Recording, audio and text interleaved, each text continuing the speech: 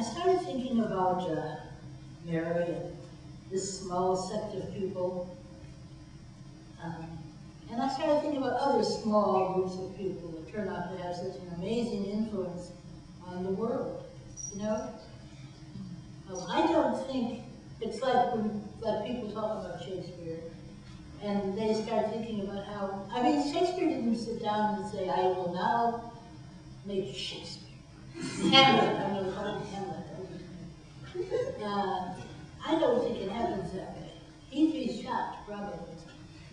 Why are they taking that plaything I did? You know, what's that got to do with it? These are things primarily in the voice of Anna. You know who Anna was? Anna was Mary's mother. And I'm sure Mary was all married. You knew that, or now you do, so that's a good thing. You can even come and learn something. And that's not hard to know. Okay, you're a mother, you're hardworking, you're Jewish, all this. And then your daughter, who's like my daughter, maybe 10, 11, comes to you and says, Mommy, I have not known a man and I'm pregnant. Tell me about this. Mary Anna, I mean, refuses to believe it first. She does what I would do. She'll see it, I'm sure. She didn't say, oh, I bet you did blessed by the Holy Spirit.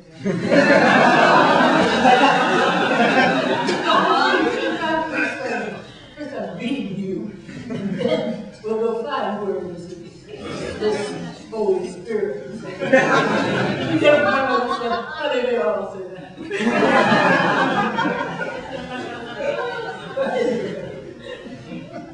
Now this is a kind of pretend language in a way. You won't notice it very much, but it is in a Rastafarian way. The astrologer predicts at Mary's birth. This one lie down on grass. This one old men will follow, calling mother, mother. She womb will blossom, then die. This one she hide from evening. At a certain time, when she hears something, it will burn her ear. At a certain place, when she sees something, it will break her eye. Anna speaks of the childhood of Mary, her daughter. We rise up early and we work. Work is the medicine for dreams. That dream I am having again. She washed in light, whole world bowed to its knees. She on a hill looking up, face all long tears. And shall I give her up to dreaming then? I fight this thing. All day we scrubbing. Mary's dream. When women was saying, full of grace and light, was light beyond sun and words of a name and a blessing. When women to only I joined them, whispering, yes. How he is coming then. Like a pot turned on the straw, nuzzled by cows and an old man dressed like a father. Like a loaf a poor baker sets in the haystack to cool. Like a shepherd who hears in his herding his mother whisper, my son, my son. Holy night. Somebody said that I always put some erotica in my Bible things. Well, yes, I think the Bible's quite erotic. But that might just be me. Holy night. Joseph, I afraid of stars, their brilliant seeing, so many eyes, such light. Joseph, I cannot still these limbs. My hands keep moving toward our breasts. So many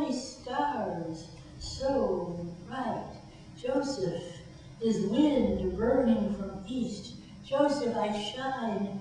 Oh, Joseph. Oh, illuminated night. A Song of Mary. And actually, I thought of this poem, but this poem came to me because one reason my elder daughter lives in Hollywood. She's a producer person. And New Year's Eve, we called her, and it wasn't anywhere near New Year's from Maryland. We called it California. And I thought my daughter and I are in two different worlds. We are in two different places of the world. And I thought that was interesting. So much of what we do and say is artificial, isn't real, you know? What's real about women? And God said, let there be the Eastern time zone. And there was. The morning and the evening was the first day of spring. Anyway, A Song of Mary. Somewhere it being yesterday, I, a maiden in my mother's house, the animals silent outside, is morning. Princes sitting on thrones in the east, studying the incomprehensible heavens. Joseph carving a table somewhere in another place. I watching my mother. I smiling an ordinary smile.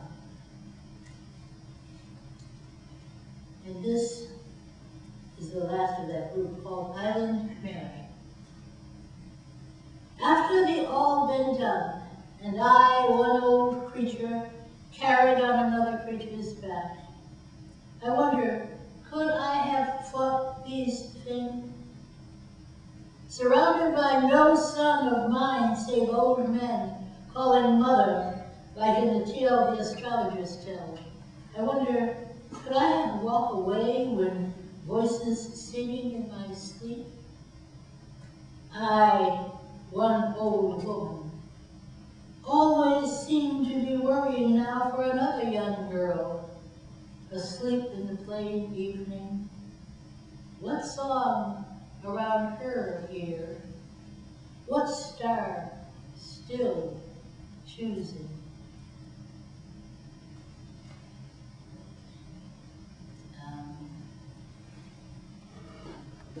Way of being. People argue with me about how religious I am. They keep telling me that you are very religious, and I keep saying I don't think so. And they insist, and that's the way it goes, I guess. This is a poem about something like about that, I'm not sure. The Light That Came to Lucille Clifton. I like that. I put my name. And I have another book for the front dedication type thing, quotes a line from me. And I understand that's very precious. Yes. But if I said the cool thing, why shouldn't I eat it? You know what I mean? Well, all this stuff makes sense to me. I understand this weird. Yes. The light that came to Lucille Clifton came in a shift of knowing, when even her fondest sureties faded away. It was the summer she understood that she had not understood, and was not mistress even of her own off eye. Then a man escaped, throwing away his tie, and the children grew legs and started walking, and she could see the peril of an unexamined life. She closed her eyes, afraid to look for her authenticity. But the light insists on itself in the world. A voice from the non-dead past started talking. She closed her ears and it spelled out in her hand, "You might as well answer the door, my child. The truth is furiously knocking." The people at that time, this is, my first book came out in '69, which is 100 years ago. Almost 40 years ago, my Lord. And I wasn't 15 then. A moment of silence. from my youth. The Lost Baby poem. You think we're not trying to have other children. Right now, my kids are the same age. So two of them were the same age 2 weeks ago. And then, well, let me explain it this way. When the doctor came and said, you have a son, a baby, and I said, I already have a baby, because I had a 1-year-old and a child between the 1-year-old and the baby. A son who was still causing us all kinds of things. The Lost Baby poem. The time I dropped your almost body down to meet the waters under the city and run with the sewage to the sea. What did I know about waters rushing back? What did I know about drowning or being drowned? You would have been born into winter in the year of the disconnected gas and no car. We would have made the thin walk over Genesee Hill into the Canada wind to watch you slip like ice into strangers' hands. You would have fallen naked as snow into winter. If you were here, I could tell you these and some other things. If I am ever less than a mountain for your definite brothers and sisters, let the rivers pour over my head. Let the sea take me for a spiller of seas. Let black men call me stranger, always, for your never named son.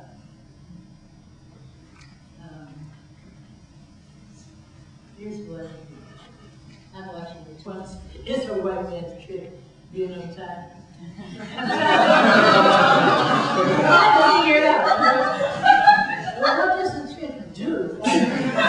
Why does the trick do this? You notice I don't mind saying that in front of a lot of people.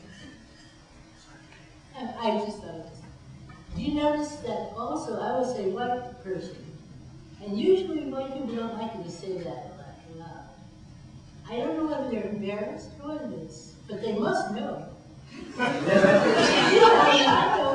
sure you all know. Sometimes. We're always sometimes. You what? We're always sometimes. You're always sometimes? Oh, please. An hour early. But I'm going with you in that, because we'll please you, and I wish to please you. For this minute, I really do. You're always on time. You always invented on time.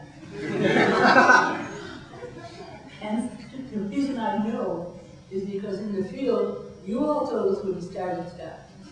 So we didn't even know. We just said, we in bed, let's stay. But I've been interested in the environment. Of course I do. I'm interested in the planet. A lot of people of color, minority people, tend to think this. I don't know what they think that all this planet stuff is going to zigzag around me and hit you. I don't think so. I think it's going to hit us both. It's a drag, you know? And being properly once myself, I have a feeling for it. That's why I can talk about environment. What wants to be a tree ought to be eaten here. Same thing for other things. Same thing for men. And I'd like to end with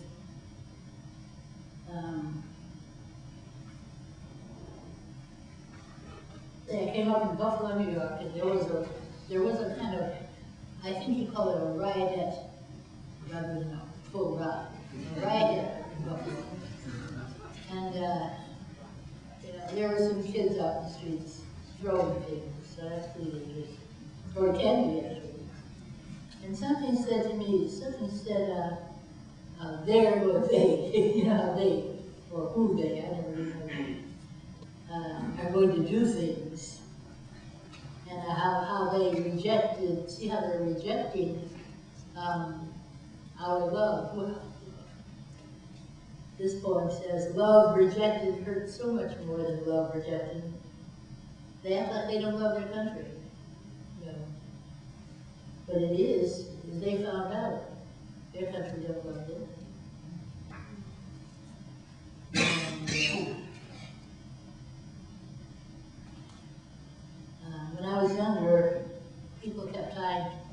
portray me as a victim.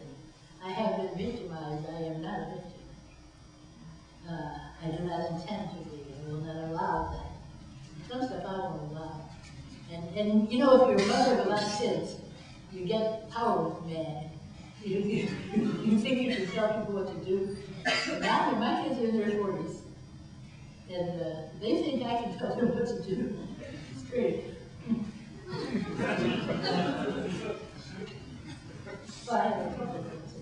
This is called the first. I like to think that I'm the one poet who has been evicted twice. I am. And so I don't have, but I only have a certain sympathy for people who have been evicted once. Big deal. Once out the street, and I been evicted twice, but that was a while back. It was a while back. Don't try to evict me now. And, I live in a good part of town. And I know one can survive that, just as I know that one can survive many things, many things. I've had so many losses and so much, having lost my husband, my family, my sister, my brother, my parents, 2 of my children. And I'm the one who's had all the illnesses. That seems unfair. You know? It seems unfair. I had 3 cancers, kidney transplant, renal cancer, all kinds of stuff. And other people only have a drop dead.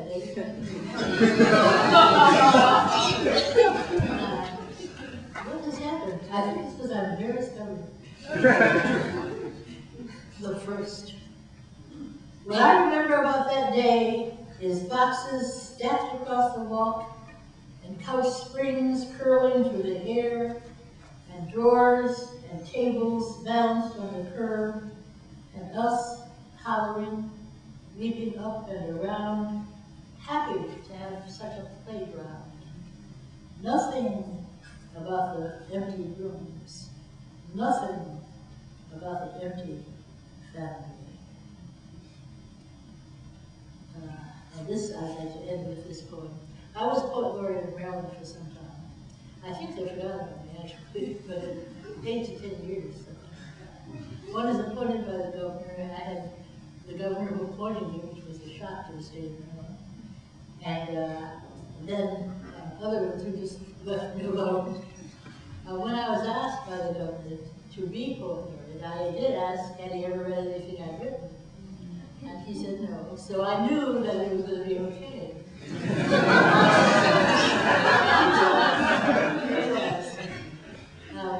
He went and read something, which was really nice. And thinking about what things are called and named, and you know, the inner city and where I'm supposed to be from. And I was born in Depew, New York, which was our family and a lot of Polish people. So they used to call me the Polish colored girl.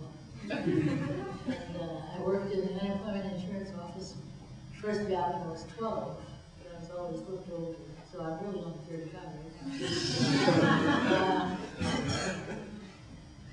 And the theme of the 350th anniversary of Maryland was our happy colonial days. And I was going to write a poem. But I had told him that I didn't do that sort of thing. I don't do assignments. And I wrote a poem which I rather liked. I wrote a poem for myself. And the one for myself is the second last one. You cite it kind of here. It's called Why Some People Do Mad Me Sometimes. And it goes, they ask me to remember, but they want me to remember their memories. And I keep on remembering mine. This poem is called, it doesn't have a title. In the inner city, or like we call it, home. We think a lot about uptown, and the silent nights, and the houses straight as dead men, and the pastel lights, and we hang on to our no place. Happy to be alive and in the inner city, or like we call it,